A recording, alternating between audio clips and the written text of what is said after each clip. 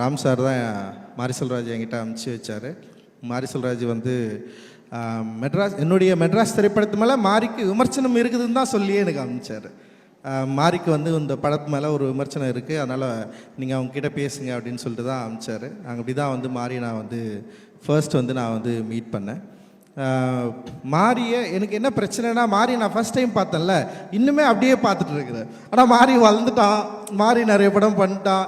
And மாரிக்கு வந்து இந்த ஃபிலிம் இண்டஸ்ட்ரிலையும் சரி ஒரு பொசிஷன் கிடச்சிருக்கு. பட் ஆனால் நான் என்ன பார்க்குறேன்னா வந்து திரும்பவும் நான் வந்து அதே பழைய மாதிரியே பார்க்குறேன்னா, அது வந்து எனக்கு சம்டைம்ஸ் வந்து இதை இந்த மாதிரி இல்லையே அவன் அந்த மாதிரி ஆச்சு அப்படிலாம் நான் வந்து யோசிக்க ஆரம்பிச்சிடறேன். ஸோ அது என்னுடைய ஃபால்ட்டு தான். அது நான் அதை புரிஞ்சுப்பேன். ஏன்னா நான் எப்பவுமே வந்து என்ன சொல்கிறது, மனுஷங்களை தவிர வேறு எதுவும் நம்புகிற ஆள் கிடையாது. நான் மனிதர்கள் மட்டுமே நம்பி நான் இருக்கிறேன் நான்.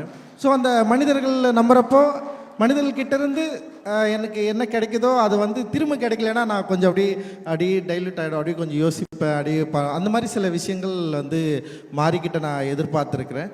பட் ஆனால் மாரியை நான் எங்கே வைக்கிறேன்னா, மாரியோட கோவத்தை வந்து ஆர்ட்டாக மாற்றுறான்ல, ஸோ அது வந்து ரொம்ப முக்கியமானதாக நான் வந்து பார்க்குறேன். பைசன் படத்தை வந்து நான் பார்த்து முடிச்சதுக்கப்புறம் நான் வந்து அவங்ககிட்ட பெருசாக இப்போ வரைக்கும் நான் சொல்ல, எனக்கு சில குறைகள் இருந்தது, நான் அதை அவங்ககிட்ட நான் வந்து சொன்னேன். ஸோ இதெல்லாம் இருக்குது, இப்படி இருக்குது, இதை பண்ணலாம், சரி பண்ணலாம் அப்படின்னு சொன்னேன்.